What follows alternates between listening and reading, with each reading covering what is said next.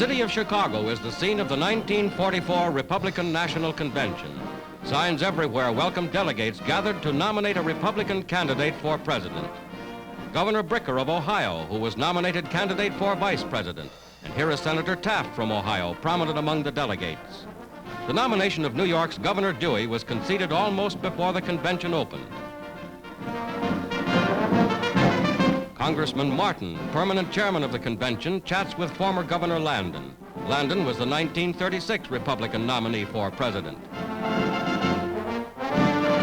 Wendell Willkie was the 1940 standard bearer. Chicago has seen many a political convention. Not since Abraham Lincoln was an election year happened to fall in wartime. But the war has not altered the established processes of democracy.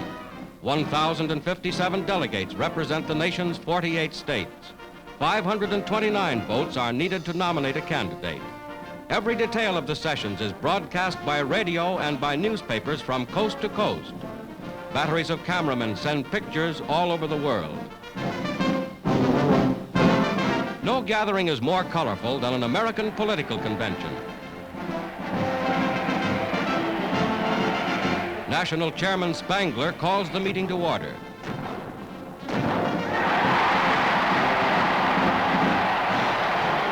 He introduces Governor Warren of California, who delivered the keynote address. The Republican Party is pledged to full international cooperation for the war and the peace.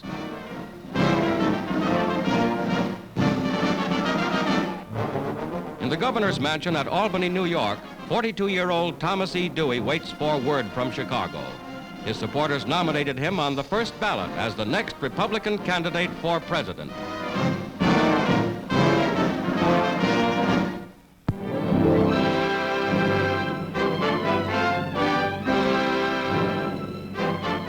In liberated Rome, city of 2.5 million inhabitants, the people hailed the new coalition cabinet, made up of Italy's 6 non-fascist political parties.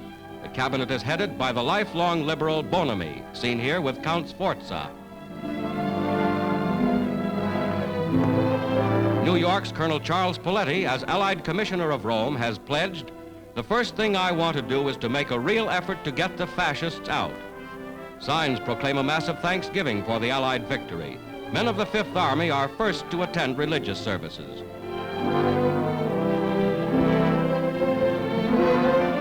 General Clark, Fifth Army commander, is greeted by the clergy as he leaves to join his forces fighting in the north.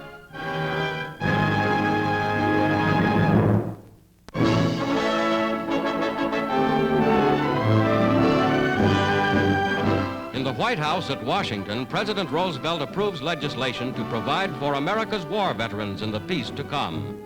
By law, federal loans, free schooling, job insurance, and complete rehabilitation are among the benefits assured every man and woman in the service.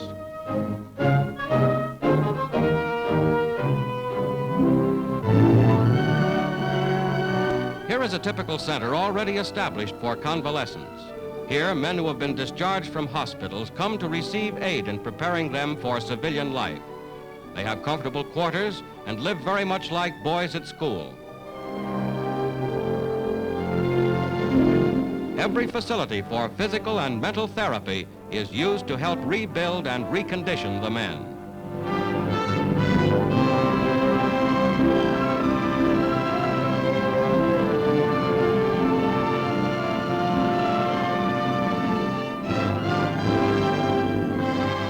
Farm chores are welcome chores to men just back from the war.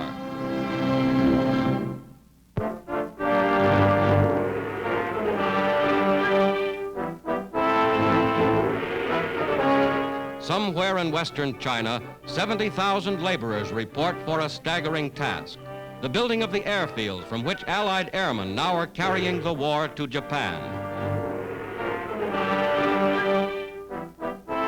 This is one of the amazing stories behind China's war effort.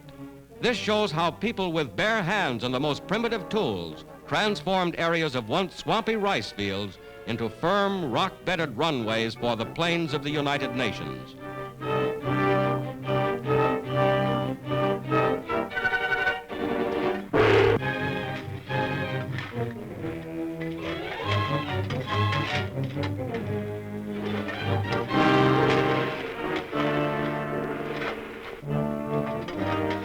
It was the work, the sweat, the determination of a people who will never be conquered that carved from their lands the mammoth airdromes from which the new B-29 super forts took off to bomb Japan's home islands.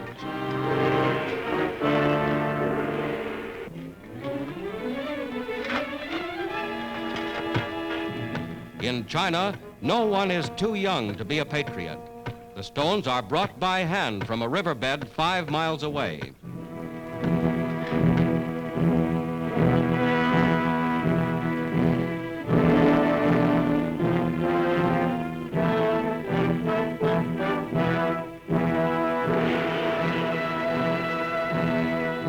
Mixing earth with water lifted by treadmill, the Chinese contrive a sort of homemade cement.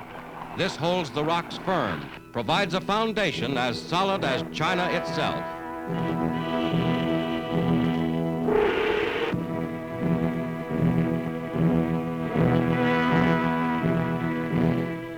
Time out for lunch. There's no working on an empty stomach.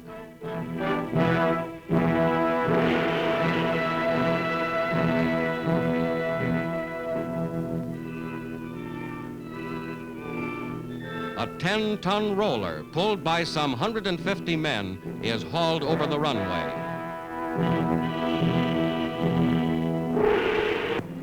This is one of the giant new planes, the American B-29 Super Fortress.